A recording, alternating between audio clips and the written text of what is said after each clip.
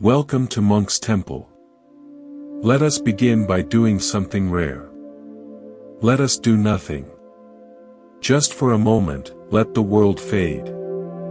No urgent email. No number to check. Only you, here, with this voice, and the quiet between these words. Take a breath. Fill yourself completely, then let go. Notice how the body softens on the exhale. That softening is permission. Permission to stop performing. Permission to simply exist. Now bring awareness to your hands. These hands have reached for things they wanted. Held on to things they feared losing. In the modern world, what they reach for most is a symbol. Paper. Plastic. Metal. These objects have no life. They cannot nourish you or comfort you. Yet we built civilizations around them. We structured our lives, our very sense of self, around these inert objects and the numbers that represent them. What is this strange power we gave money? This is not an economic question. It is psychological. Spiritual. To answer it, we must journey into the deepest chambers of the human heart, where an ancient fear lives. In Buddhism, there is a teaching about the hungry ghost. This ghost has a tiny mouth, thin neck, and enormous belly. No matter how much it consumes, it is never satisfied. Its hunger is bottomless. It roams in perpetual craving, always grasping, never finding peace. The hungry ghost is a psychological portrait. The mind that believes salvation lies in accumulation. Look at our world. The economy we built. Is it not the perfect expression of the hungry ghost? We produce more than any generation. Own more. Consume more. Yet anxiety, depression, loneliness have never been higher. We are the richest hungry ghosts who ever lived, and we are starving. Why? We mistook the symbol for the source. I remember a man named Arthur. Retired banker from Chicago. I met him at a small cafe in the New Mexico mountains. Late 70s. He sat alone, staring at mountains, with the look of a man who won every battle and lost the war. He started as a teller at 18. Worked 80 hours weekly for 5 decades. Missed birthdays, anniversaries, graduations. Told himself it was for them. Building a fortress of money to protect his family. He succeeded. By retirement, more money than he could spend. Beautiful house. Cars worth more than most homes. And he was the loneliest man I ever met. He said, I spent my life filling a bucket with a hole in the bottom. I thought if I ran fast enough, poured enough in, it would stay full. It never did. Now I'm too tired to run, and the bucket is empty. Arthur traded his actual life for a number. When he stopped running, he found what he sought was never in the bucket. It was in the moments he missed. If these reflections speak to something deep within you, please subscribe to Monk's Temple. We explore these paths together. Subscribe now, and let us continue side by side. Why do we believe money will save us? The knowledge of our own mortality. Everyone listening will one day die. The body will fail. The heart will stop. We know this intellectually. But psychologically, we spend our lives trying not to know. We build denial. Distract ourselves. Lose ourselves in work. Money becomes our most sophisticated denial tool. It promises to push death away. better healthcare, longer life. But deeper still, money promises significance. Promises you will not be forgotten. Accumulate wealth, leave a mark. Build something that outlasts your fragile body. Think of Europe's great cathedrals. People poured wealth into stone, believing they were buying eternity. Now think modern equivalent. A wealthy person donates a building, puts their name on it. The Smith Library. Same impulse. Same desire to carve your name into something that survives. Same belief that wealth purchases immortality. Forms change. Psychology remains identical. A story about an ancient Chinese emperor. He conquered kingdoms, amassed unimaginable wealth. But as he aged, he became obsessed. Find the elixir of immortality. Find the potion that lets me live forever. Advisors searched years. Finally one returned with a small vial. The emperor held it in trembling hands, felt relief, and drank. Then he died. The liquid was water. The advisor, afraid to return empty-handed, brought water and called it magic. The emperor, desperate to believe, drank without question. This is us. We are the emperor. Money is our elixir. We hold it believing it can save us. Drink from accumulation's cup, hoping to quench a thirst never physical. Shocked when we wake still mortal, still afraid. Money is a symbol attached to our deepest terror. Until we see this, we remain hungry ghosts. Forever grasping. Always believing the next dollar will fill the hole. But the hole was never meant for money. The hole is in your understanding of who you are. In Buddhism, the self is not fixed. It is a process, flowing like a river. The sense of a solid, me, is illusion. Why does this matter? Because money becomes how we make this illusion feel solid. I am the person who owns this car. I am the person with this much savings. We wrap identity around net worth. Net worth grows, self grows. Net worth shrinks, self shrinks. This is why losing money can feel like dying. Not just material loss. Identity collapse. Standing on an empty stage, wondering who you are without the costume. Painful. But also opportunity. In that collapse, a crack. Through that crack, truth enters. You were never your money. The self you protected was never more than thoughts. Take another breath. Feel the air moving. This breath costs nothing. This breath is free. Without it, all money is worthless. Before you earned a single dollar, you were given the most valuable thing. You were given life. And life, the experience of being alive in this moment, is not for sale at any price. Let us sit with Arthur's story a moment longer. The bucket with the hole. This is not just one man's tragedy. This is the human condition expressed through money. We all carry a bucket. We all feel the hole.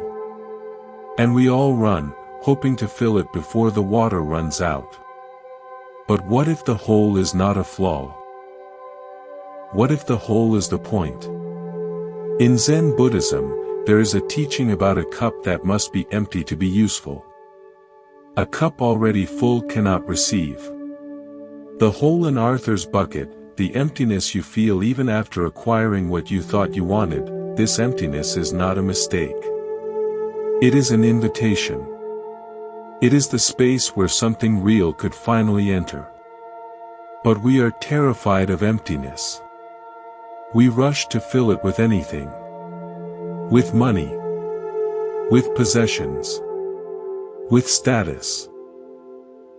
With the next purchase, the next promotion, the next relationship. We treat emptiness as an enemy to be defeated rather than a teacher to be embraced. I knew a woman named Sarah. She was a corporate lawyer in Los Angeles.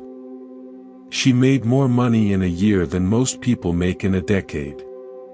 She had the corner office, the designer clothes, the beachfront apartment. From the outside, her life looked like a commercial for success. I met her at a meditation retreat she attended out of desperation. She hadn't slept properly in years. Her doctor told her if she didn't reduce her stress, her body would make the decision for her.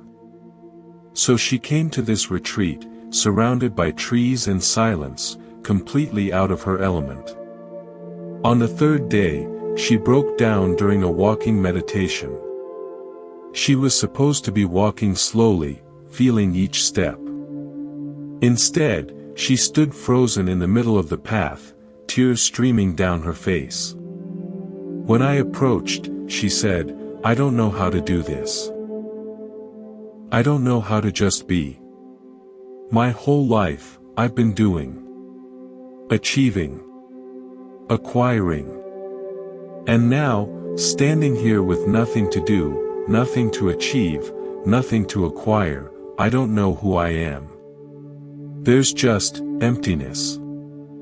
I asked her, "What does the emptiness feel like?"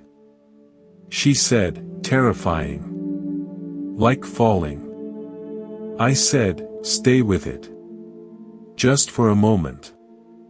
Don't run from it. Don't fill it. Just feel what it feels like to be empty." She stood there, trembling, breathing. A minute passed. 2 minutes. Then her face changed. The terror softened into something else. Confusion, maybe. Curiosity. She whispered, "It's not so bad. It's actually quiet. Peaceful. I don't think I've ever felt this quiet in my entire life." That emptiness she had been running from her whole career, the emptiness she tried to fill with money and achievement, was not a void to be filled. It was space. Space to breathe. Space to simply exist. Space to discover who she was beneath all the accumulation. Sarah's story illuminates something crucial. We use money to build an identity because we are afraid of the emptiness where identity ends. But the emptiness is not the enemy. The emptiness is home. Think about the nature of money itself. What is a dollar bill? A piece of cotton and linen fiber printed with green ink. Why is it valuable? Because we agree it is valuable. That's all. There is no intrinsic worth. There is only collective belief. The entire global economy rests on this shared hallucination. In Buddhism, this is called emptiness of inherent existence. Things do not possess their own nature independently. Their existence depends on causes, conditions, and the labels we project onto them. $100 bill in your pocket is just paper until a store owner agrees to accept it. If everyone stopped believing tomorrow, you would be holding colored confetti. This is not a weakness of money. This is its true nature. And recognizing this nature can free you from its grip. When you see that money has no inherent power, that its power comes entirely from collective belief, you can begin to ask a radical question. If money's power is borrowed from belief, what power do I have that is my own? What is valuable about me that does not depend on anyone else's agreement?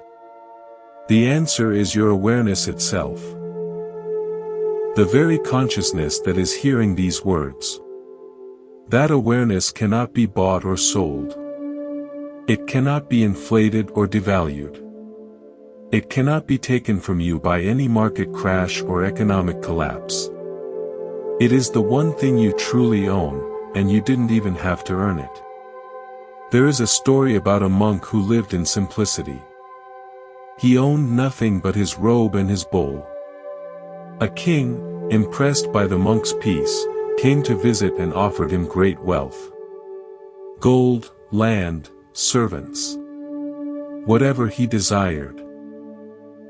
The monk looked at the king with compassion and said, "Thank you, but I already have everything I need." The king was confused. "But you own nothing." The monk smiled. "I own nothing, therefore nothing owns me. You own palaces, and your palaces own you. You own gold, and your gold owns you. You spend your life protecting what you have. I spend my life simply living. Tell me, who is richer?" The king had no answer. This is not a teaching about poverty. It is a teaching about freedom. The monk was not rich because he had nothing. He was rich because he needed nothing. His wealth was not in his possessions. His wealth was in his liberation from possession. We live in a world that measures wealth by accumulation. But there is another measure. How much do you need to feel complete? If the answer is always more, you are poor no matter how much you have. If the answer is, what I have right now is enough, you are rich no matter how little that is. This is the psychological shift at the heart of this teaching. Not the elimination of money, but the elimination of money's power over your mind. Not the rejection of wealth, but the rejection of the belief that wealth defines you. Let us pause here and sit with this. Feel your breath again. Feel the simple fact of your existence.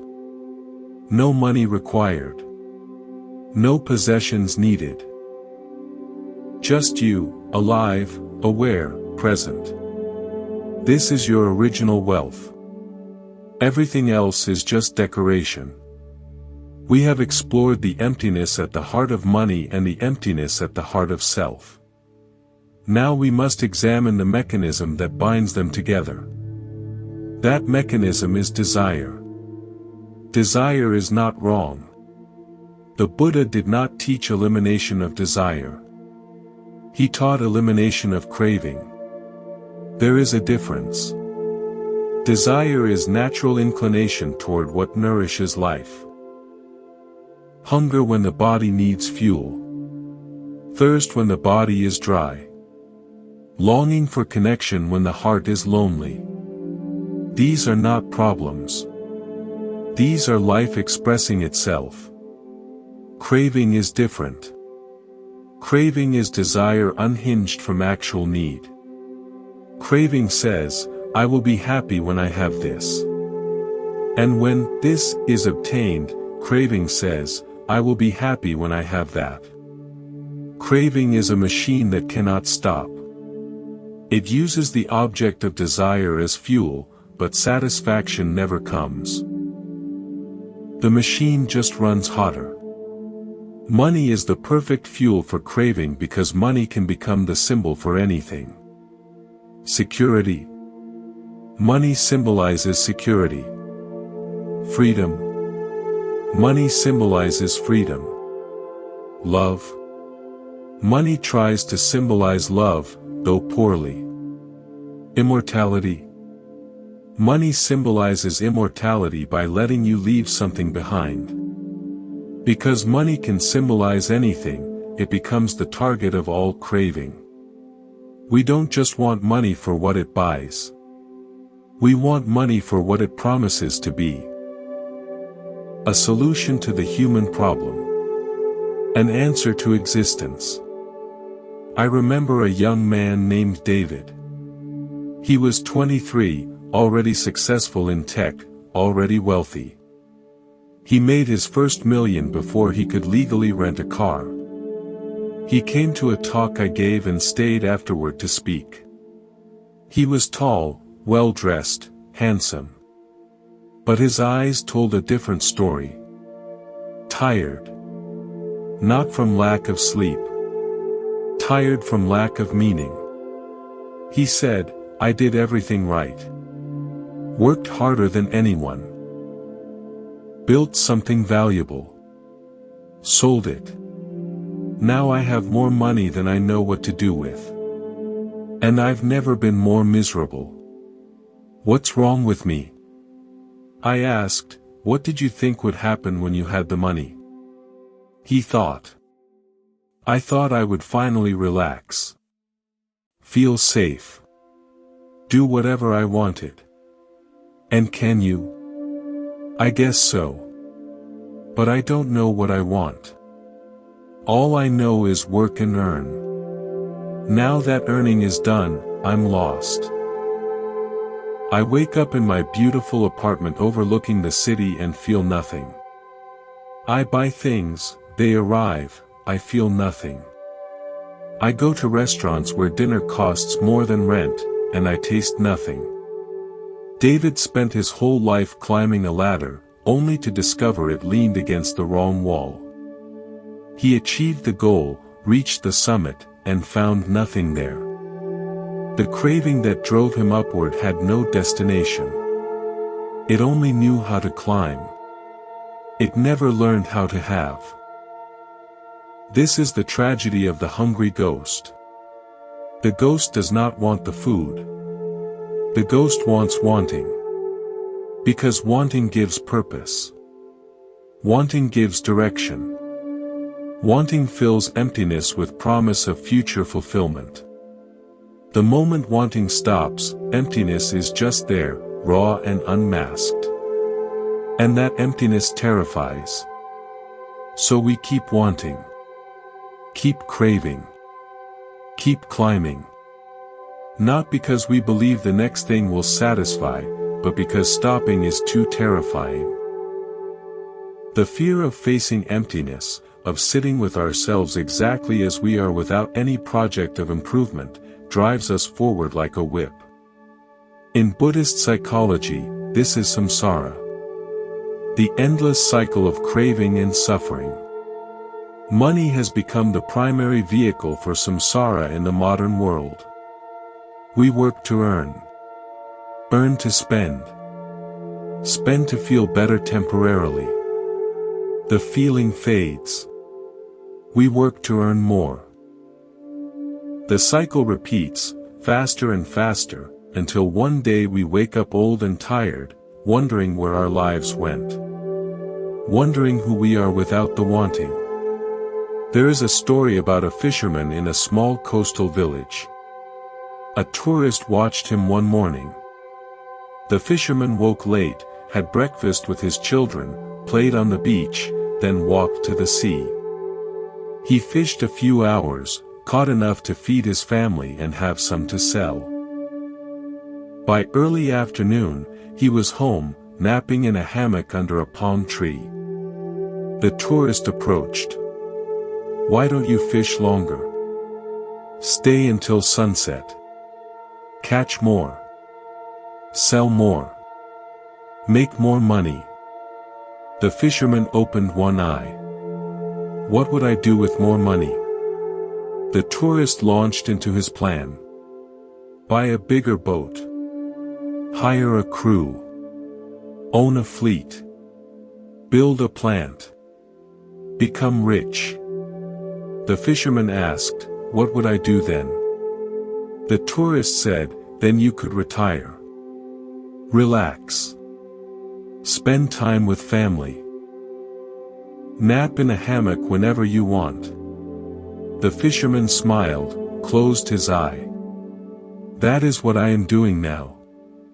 The tourist stood there, clipboard useless, confronted with truth his spreadsheets could not capture. This story is not about rejecting ambition. It is about recognizing when ambition serves life and when it replaces life. The fisherman understood something David had not learned. Something Arthur learned too late. The goal is not to accumulate enough so you can eventually live. The goal is to live now, and let accumulation serve that living, not replace it. When craving drives, you are always in the future. Always waiting. Always becoming. Never arriving. Never being. The fisherman was not lazy. He was present. He broke the cycle of craving not by achieving its goal, but by stepping off the wheel entirely. This is the freedom money cannot buy. The freedom to be here now, wanting nothing, lacking nothing, complete in this moment exactly as it is. Let us return to David for a moment. The young man who had everything and felt nothing. His story did not end that night at the talk. He reached out to me weeks later, and we met again. This time not in a crowded hall, but in a small park near his apartment. He looked different. Softer somehow. Less armored. He told me he had done something radical. He had given away a significant portion of his money. Not to charity, not in some calculated tax move. He had found people, individuals with real needs, and he had helped them directly. A single mother who couldn't pay for her child's medical treatment. An artist who needed studio space. A homeless veteran he passed every day on his walk to nowhere in particular.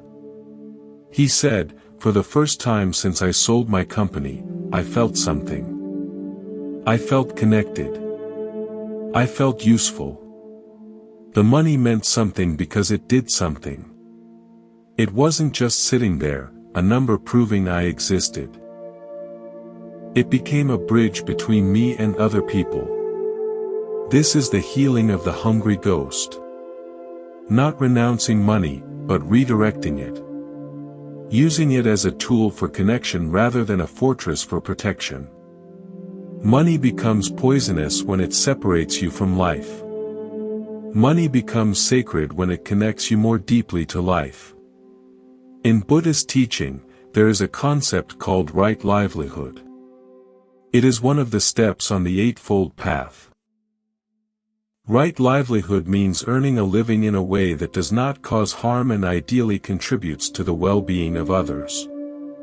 But right livelihood also means something deeper. It means understanding that your work, your earning, your economic activity is not separate from your spiritual life. They are the same thing. Every transaction is an exchange of energy.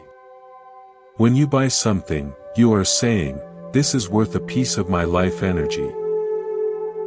When you sell something, you are saying, "This creation of mine is worth a piece of your life energy."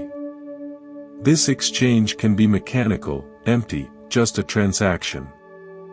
Or it can be conscious, intentional, a recognition of mutual humanity. I think about the farmers' market in the town where I lived for many years.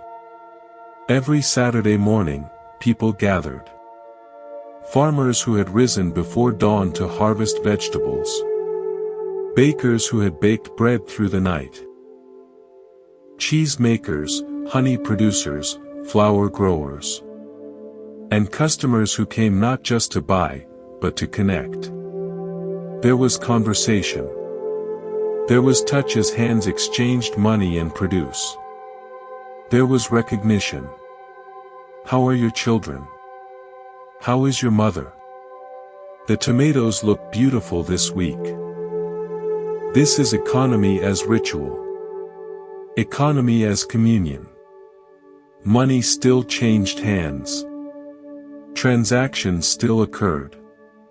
But something else happened too. Relationship.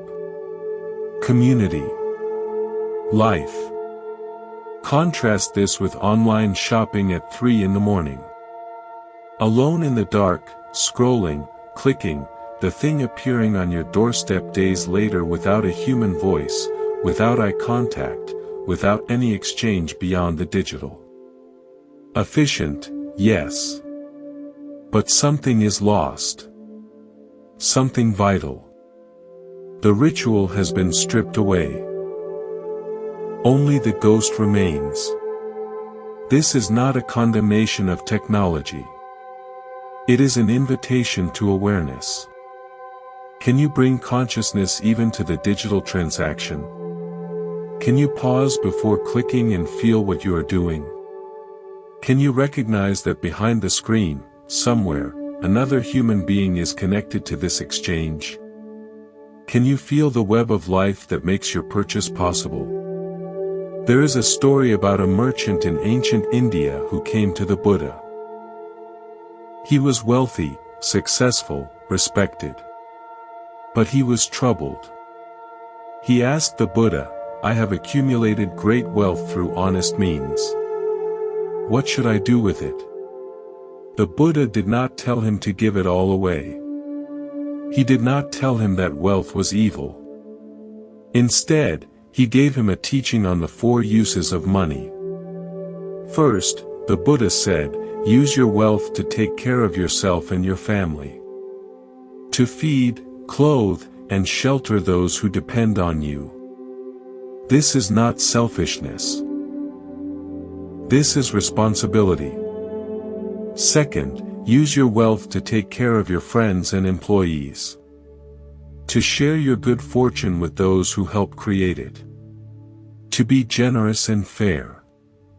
Third, use your wealth to protect yourself against misfortune. To save, to ensure, to prepare for the unexpected. This is not fear. This is wisdom. And fourth, use your wealth for the benefit of the wider community. To support what is good and beautiful and true. To contribute to the flourishing of all beings. The merchant was relieved. He had been taught that spirituality meant poverty. The Buddha showed him that spirituality means clarity. Not what you have, but how you hold it. Not how much, but how consciously you use it. This teaching is as relevant today as it was 2,000 years ago. Money is not the problem. Unconsciousness is the problem. Craving is the problem. The belief that money is what will save you is the problem. But money itself? Money is just energy. Money is just a tool. Money is just a symbol. And like any symbol, it can point toward truth or it can become an idol that blocks the truth. The Buddha's teaching on the 4 uses of money offers a framework. But framework alone is not enough. We must also examine the inner condition from which we earn, spend, and save. Are we acting from fear or from love? Are we grasping or are we offering? Are we trying to fill a hole or are we expressing our fullness? This distinction matters more than any financial strategy. I knew a woman named Margaret. She was not wealthy by any external measure. She worked as a nurse in a public hospital, raised 3 children on a modest salary, drove a car with rust on the doors. But Margaret had something rare. She had contentment. She had peace. I asked her once, after watching her handle a crisis at work with calm grace, how she had come to be this way. She laughed and said, "Poverty taught me." She explained that early in her career, she had chased money like everyone else. Overtime shifts. Extra certifications. Side jobs. She was exhausted, stretched thin, always reaching for more. Then her mother became ill, and Margaret spent months at her bedside. Her mother did not talk about money in those final weeks. She talked about love. She talked about gratitude. She talked about the beauty of a single flower on the windowsill. When her mother died, Margaret inherited a small box of jewelry. Nothing valuable. costume pieces mostly. But among them was a ring her mother had worn every day. A simple silver band. Margaret put it on and wore it constantly. It reminded her of what mattered. She said, "That ring taught me more about wealth than any paycheck ever did. It taught me that the most valuable things cannot be bought. They can only be received. And they can only be received by a heart that is open, not a hand that is grasping." Margaret's story illuminates something profound. The capacity to receive is the secret wealth that makes all other wealth meaningful. You can have millions and be unable to receive joy. You can have little and receive everything. The ring was not valuable as an object. It was valuable as a reminder. A reminder that love outlasts loss. That presence outlasts possessions. That the intangible is the only thing that is truly real. In Buddhist practice, there is a teaching on the three marks of existence: impermanence, suffering, and not self. Everything changes. Clinging to what changes causes suffering. And what we cling to as self is also changing, also empty of fixed essence. Money touches all three. Money is impermanent. It comes and goes. Fortunes rise and fall. Markets crash. Currencies devalue. Nothing in the financial world is stable. And yet we build our identities on this shifting sand. Money causes suffering when we cling to it. Not because money is bad, but because clinging is painful.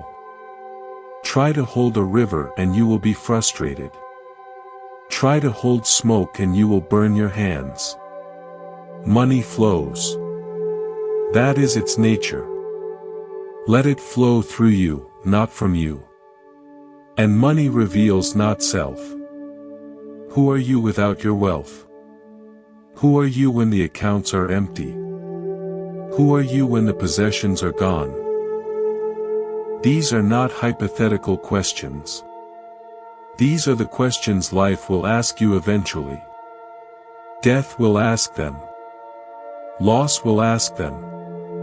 And if you have built your identity on money, you will have no answer. There is a story about a monk who was asked by a student, "What is the most valuable thing in the world?" The monk said, "A cup of water for a thirsty man." The student asked, "And what is the most worthless thing in the world?" The monk said, "A cup of water for a man who is not thirsty." Same object. Different condition of the receiver. Value is not inherent in things. Value arises in relationship. A diamond is worthless to a starving man. Bread is priceless. Money is the same. Its value depends entirely on context, on need, on the heart of the one who holds it. This is why the inner condition matters so much. A grasping heart will never have enough. An open heart always has enough. The grasping heart looks at money and sees a solution. The open heart looks at money and sees a tool. The grasping heart hoards. The open heart circulates. The grasping heart is owned by money. The open heart owns nothing and therefore owns everything. Margaret owned almost nothing by worldly standards. But she was rich beyond measure. She had learned the secret that the wealthy often miss. The secret that peace is not purchased. It is uncovered. It was always there, beneath the striving, beneath the craving, beneath the endless reaching. It just got buried under all the wanting. When the wanting stops, peace remains. Not because you finally got what you wanted, but because you no longer need to want. You are complete. You are home. And from that home, money can be used wisely, gently, without attachment. From that home, you can participate in the economy without being consumed by it. From that home, you are free. We have been circling a central truth. Money is not the problem. Attachment to money is the problem. And attachment to money is really attachment to what money promises. Security, freedom, significance, immortality. These are not bad things to want. They are the deepest longings of the human heart. The question is whether money can actually deliver them. Security. Can money buy security? It can buy locks and walls and guards. It can buy insurance policies and diversified portfolios. But can it buy the deep security that comes from knowing who you are beyond all circumstance? The wealthy person still lies awake at night. Still worries. Still fears loss. The walls that keep danger out also keep something in. They keep you trapped in the illusion that safety comes from outside. Freedom. Can money buy freedom? It can buy options. It can buy the ability to say no to work you don't want, to travel where you wish, to purchase experiences. But can it buy freedom from the inner tyrant? The voice that says you need more. The voice that compares your wealth to others. The voice that fears running out. That voice is not silenced by more money. It is amplified. Significance. Can money buy significance? It can buy attention. It can buy respect in certain circles. It can buy a name on a building. But can it buy the quiet knowing that your life mattered? That you loved well? That you were present for the people who needed you? Significance purchased is significance hollow. True significance is not earned. It is recognized. It is seen in the eyes of those whose lives you touched. Immortality. Can money buy immortality? It can buy a legacy. It can fund a scholarship, endow a chair, build a museum. Your name may echo through generations. But you will not be there to hear it. The echo is not you. The name on the wall is not you. You will be gone, return to the mystery, and all the monuments in the world cannot call you back. I think about a man I met once at a conference. He was a hedge fund manager. Brilliant, articulate, commanding. He spoke about markets with the confidence of someone who believed he understood the hidden machinery of the world. After his talk, we walked together through the hotel garden. He asked what I did, and I told him I explored the intersection of psychology and spirituality. He laughed. Not meanly, but with the dismissiveness of someone who believed in the tangible. Spirituality, he said. I leave that to people who can't handle reality. I asked him, what is reality? He gestured around us. This. The world. The markets. The things we can measure and predict and control. And when you die, I asked, what then? He stopped walking. He looked at me, and for just a moment, the confidence flickered. Then it returned, armored. I won't be around to worry about it. No, I said. But you are around now. And how does knowing you will die affect how you live? He had no answer. Or rather, he had an answer he could not speak. The answer was that he avoided the question entirely. He filled his life with markets and measurements so he never had to sit with the unmeasurable. He used money as a distraction from mortality. And in that, he was no different from anyone else. Just more successful at it. The difference between the hedge fund manager and the monk is not that one has money and the other does not. The difference is that one uses money to avoid facing death, and the other has faced death and no longer needs to avoid it. The monk has made peace with impermanence. The hedge fund manager is still running. This is the deepest layer of our inquiry. Money is not just about buying and selling. Money is not just about comfort and status. Money is a conversation with death. Every dollar earned is a small defiance of mortality. Every dollar saved is a promise of future existence. Every dollar spent is a trade of life energy for life experience. When you understand this, everything changes. You no longer see money as a thing. You see it as a mirror.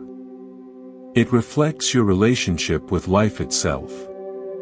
Are you hoarding life, trying to hold on to it, afraid it will run out? Then you will hoard money. Are you living life, flowing with it, trusting its abundance? Then money will flow through you, a river, not a reservoir. There is a story about a Zen master who was dying. His students gathered around him, sad to lose their teacher. One student asked, "Master, what awaits you on the other side?" The master opened his eyes and smiled. "I have no idea." The student was shocked. "But you have studied all your life. You have meditated for decades. You have taught us the nature of reality. How can you not know?" The master said, "Because I have never died before. But I have lived. And living has taught me that what comes is always beyond what I can imagine. I do not know what awaits. But I am not afraid." The Zen master on his deathbed teaches us something essential. Peace is not found in answers. Peace is found in the willingness to live the question. The hedge fund manager wanted answers. Certainty. Control. He wanted to know the market, predict the future, master reality. But reality cannot be mastered. It can only be lived. Money seduces us with the promise of mastery. If I have enough, I will be in control. If I save enough, I will be prepared. If I earn enough, I will be safe. These are seductive promises. They are also lies. Not because money has no power, but because control is an illusion. Preparation is limited. Safety is temporary. The universe is vastly larger than any portfolio. I remember a woman named Helen. She was a financial planner. Spent her days helping people prepare for retirement, for college, for every possible future contingency. She was excellent at her job. Her clients loved her. She gave them the gift of feeling prepared. But Helen herself was not prepared for what happened. Her husband died suddenly. Heart attack. 53 years old. He was healthy, active, careful. He did everything right. And he died anyway. Helen came to see me months later. She was not crying. She was beyond crying. She was hollowed out. She said, "I spent my whole career helping people prepare for every possible future. I never prepared for this. I never prepared for the future I couldn't control. I never prepared for the future that just takes and doesn't ask permission. I said, no one can prepare for that. That's the point. She looked at me. Then what was the point of all that preparation? All those spreadsheets, all those plans, all those years of worrying about money? What was the point? This is the question that money cannot answer. What is the point? Money can buy preparation for every foreseeable event. It cannot buy preparation for the unforeseeable. It cannot buy preparation for the moment when life strips everything away and leaves you standing naked before reality. In that moment, only one thing matters. Who have you become? Not what have you accumulated. Who have you become? Have you cultivated the inner resources that can meet loss without collapsing? Have you learned to love in a way that survives the beloved? Have you touched something within yourself that death cannot touch? These are not rhetorical questions. These are the only questions that finally matter. And they cannot be answered by any financial instrument. They can only be answered by a life lived consciously, intentionally, with awareness of what truly counts. There is a story about a woman in ancient Japan. She was the wife of a wealthy samurai. She had everything money could buy. Silks, jewels, servants, a beautiful home. But she was unhappy. She felt empty. She heard about a Zen master who lived simply in a small temple, and she went to see him. She arrived in her finest clothes, accompanied by servants carrying gifts. The master received her in his bare room. She knelt before him and said, "I have everything. And I have nothing. Please help me." The master said nothing. He simply looked at her. Minutes passed. The silence grew heavy. Finally, he spoke. "Let go." She said, "Let go of what?" He said, "Let go of everything you brought here. Your silks. Your jewels. Your status.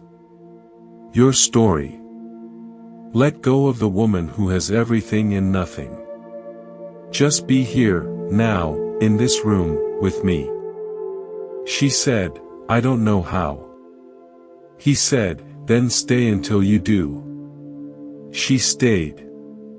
Not just that day, but for months. She sent her servants away. She removed her fine clothes and wore simple robes. She swept the temple floors. She washed the master's bowls. She did not solve her problem. She dissolved into something larger than her problem. When she finally left, she was not the same woman. She still had wealth. She still had family and responsibilities. But she was no longer owned by any of it. She had touched something deeper. Something that needed nothing. Something that was home. This story is not about renouncing wealth. It is about renouncing the illusion that wealth defines you. The woman did not become poor. She became free. And freedom is not the absence of money. Freedom is the absence of attachment. Freedom is the ability to have money without money having you. How do we practice this? Not by getting rid of our possessions, but by changing our relationship to them. Not by refusing to earn, but by earning with awareness. Not by avoiding the economy, but by participating in it with open eyes. Each time you earn, ask yourself, am I trading my life energy for something that matters? Each time you spend, ask yourself, am I using this energy in a way that supports life? Each time you save, ask yourself, am I preparing for the future, or am I trying to control it? These questions are not judgments. They are invitations. Invitations to wake up. Invitations to see clearly. Invitations to live, really live, before death comes to collect what was never yours to keep. The woman in the Zen master's temple discovered something vital. Freedom is not found in having more or having less. Freedom is found in having differently. In having without being had. In owning without being owned. In using without clinging. This is the path of the wise. Not poverty. Not prosperity. Presence. I think about a carpenter I knew named Thomas. He built furniture by hand in a small workshop behind his house. His pieces were not fancy. No elaborate carvings. No exotic woods. Just simple, sturdy, beautiful objects made to be used and loved for generations. He worked slowly. He charged what he needed, not what the market would bear. He had waiting lists years long, not because he marketed himself, but because people who owned his furniture told others, and those others wanted something real in a world full of things that were not. I asked him once why he didn't expand. Hire help. Open a store. Scale up. Make more money. He looked at me with genuine confusion. Why would I do that? To make more money, I said. And what would I do with more money? I started to list possibilities. Bigger workshop. More tools. Retirement savings. Travel. He stopped me with a gentle hand on my arm. He said, I have everything I need. I have work I love. I have time to do it well. I have customers who become friends. I have a roof, food, enough. If I made more money, I would have to work faster, take on more, think about marketing and employees and all the things I don't want to think about. I would lose the very thing that makes my life good. Why would I trade what I have for what I don't need? Thomas understood something that eludes many. The goal is not to maximize. The goal is to optimize. To find the point where enough is enough. To recognize when more becomes less. To know that beyond a certain threshold, accumulation is not gain. It is loss disguised as gain. In Buddhist economics, there is a concept called right livelihood that includes this wisdom. Right livelihood is not just about what work you do. It is about how much you do. It is about the pace, the intention, the relationship between work and life. A society organized around right livelihood would not measure success by GDP. It would measure success by well-being. By how many people have time for their children. By how many people love their work. By how many people feel their lives are meaningful. Our current economy measures the opposite. It measures activity, not meaning. It measures production, not well-being. It measures consumption, not contentment. And we wonder why we are so rich and so miserable. There is a story about a king who visited a wise hermit in the mountains. The king brought gifts. Gold, jewels, fine silks. The hermit received them with a smile and set them aside. The king said, "Those are for you. To make your life easier." The hermit said, "My life is already easy. I have what I need." The king looked around the simple cave. A sleeping mat. A water pot. A few books. But you have so little, the king said. The hermit looked around as well. Then he looked at the king. You have so little too, he said. You just don't know it yet. The king was offended. I have palaces, armies, treasures beyond counting.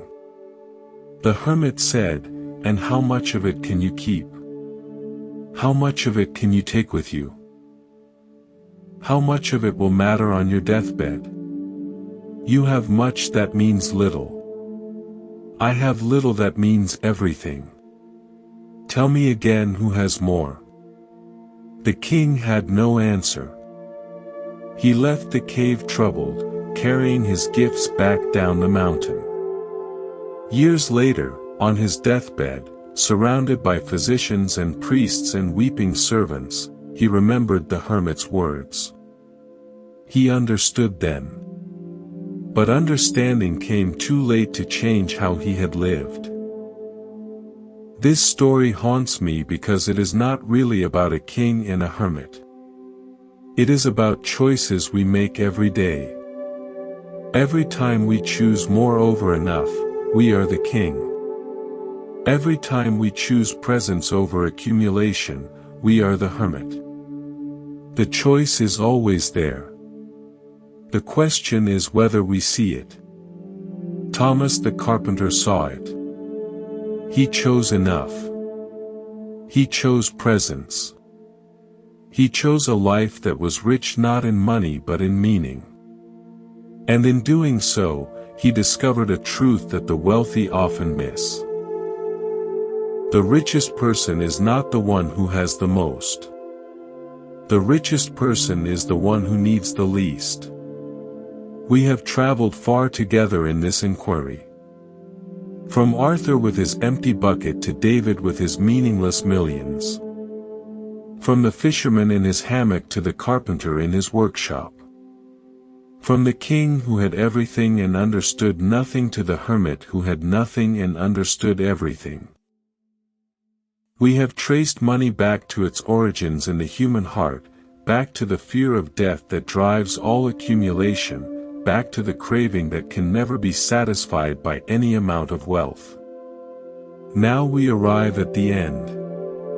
But every ending is also a beginning. The question is not what you have learned from these words. The question is what you will do with what you have heard. Will you continue as before, chasing the same ghosts, filling the same bucket with the same hole? Or will something shift? Will a crack open through which a different way of being might enter? The Buddha taught that the root of suffering is craving. Not having. Craving. The problem is not that you have desires. The problem is that you are possessed by them. The problem is that you believe satisfaction lies just ahead, in the next purchase, the next achievement, the next milestone. And so you run, always running, never arriving, forever reaching for a tomorrow that never comes. But what if you stopped running? What if you sat down exactly where you are, in the middle of your life exactly as it is, and declared it enough? What if you looked at your bank account, whatever number it holds, and said, "This is what I have. This is what I need. This is enough." Not complacency. Not resignation. Just acceptance. Just presence. Just the radical act of being here now, complete, whole, lacking nothing essential. I remember a woman named Clara. She was in her 90s when I met her. She lived in a small apartment with a view of a garden. Her husband was gone. Her friends were gone. Her body was frail. But her eyes sparkled with a light that made you forget her age. I asked her the secret. How does one reach 90 and still shine? She laughed. I stopped wanting things a long time ago. Not because I had everything. Because I realized I already had everything that mattered. I had my memories. I had my gratitude. I had this moment, right now, with you. What more could anyone want? I looked around her apartment. It was modest. A few photographs. Some well-loved books. A plant on the windowsill. Nothing of monetary value. Everything of real value. She said, people spend their whole lives collecting things they think will make them happy. I spent my life collecting moments. And now, at the end, my collection is infinite. Theirs is just stuff they have to leave behind. Clara had discovered the secret that the wealthy spend their lives missing. The secret that real wealth is not accumulated. It is experienced. It is not stored. It is lived. It is not in the bank. It is in the heart. This is not a teaching against having money. It is a teaching about not being had by money. Clara had very little. She was rich beyond measure. The hedge fund manager had very much. He was poor beyond measure. The difference was not in their accounts. The difference was in their awareness. So what does this mean for you, sitting here with this voice, at the end of this long inquiry? It means that the work is not about changing your external circumstances. It is about changing your internal relationship to those circumstances. It is about seeing clearly. It is about waking up from the trance that says more is better and better is more. Start where you are. Look at your finances with new eyes. Not as a scorecard of your worth. Not as a measure of your success. Not as a fortress against mortality. Just as a tool. A tool for living. A tool for loving. A tool for contributing. When you earn, earn with awareness. Know what you are trading. Your time. Your energy. Your life. Is what you receive in return worth what you are giving? If not, change something. You have more power than you think. When you spend, spend with awareness. Know what you are buying. Is it something that will truly enrich your life? Or is it just another distraction, another temporary fix for a hunger that money cannot cure? Choose consciously. Choose what matters. When you save, save with awareness. Prepare for the future without being controlled by it. Save enough to be responsible. Then let go of the rest. The future is not guaranteed. No amount of saving can make it so. The only moment you ever truly have is this one. And when you give, give with awareness. Let money flow through you, not just to you. Use it to connect, to help, to bless. Watch how giving changes your relationship to wealth. Watch how it loosens the grip. Watch how it opens the heart. There is a story about a wealthy man who came to a wise teacher. He said, "I want to be free. But I have so much. How can I let go?" The teacher picked up a cup of tea. He poured until the cup was full, then kept pouring. Tea spilled over the sides, onto the table, onto the floor. The man said, "Stop. The cup is full. No more can go in. The teacher said, exactly. You are full. Full of your wealth. Full of your attachments. Full of your fear. Before you can receive anything new, you must first empty what you are holding. Not the money. The attachment to the money. Not the possessions. The possession by the possessions. Empty yourself of the belief that these things define you. Then you will have room for what really matters. The man understood. He did not give away his wealth. He gave away his attachment. He still had money. But money no longer had him. He was free. This is the invitation. Not to poverty. To freedom. Not to renunciation. To liberation. Not to less. To enough. You have everything you need already. The breath proves it. The awareness that hears these words proves it. The life flowing through you right now proves it. Before money, before possessions, before any of it, you were here. Alive. Complete. And after all of it is gone, you will return to that same completeness. The journey from completeness to completeness, with a brief detour through accumulation and loss.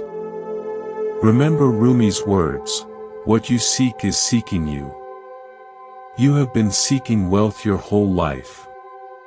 But the wealth you truly seek is not out there. It is in here. It is the peace that passes understanding. The joy that depends on nothing. The love that is your true nature. Money is just money. It cannot give you these things. Only you can give you these things. Only awareness can give you these things. Only presence can give you these things. So go now. Live your life. Earn what you need.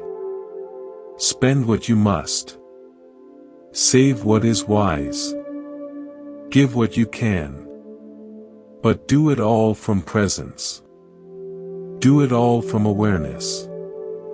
Do it all from the deep knowing that you are already whole, already home, already free. This is the end of our inquiry. But it is the beginning of your practice. The words will fade. The voice will silence. But the invitation remains. Will you accept it? Thank you for being here, in this moment, with me. Thank you for your attention, your presence, your willingness to explore these depths. May you find what you are looking for. May you discover it was always here. May you rest in a peace that needs nothing and therefore has everything. This is Monk's Temple. Go well. Go in peace. Go free.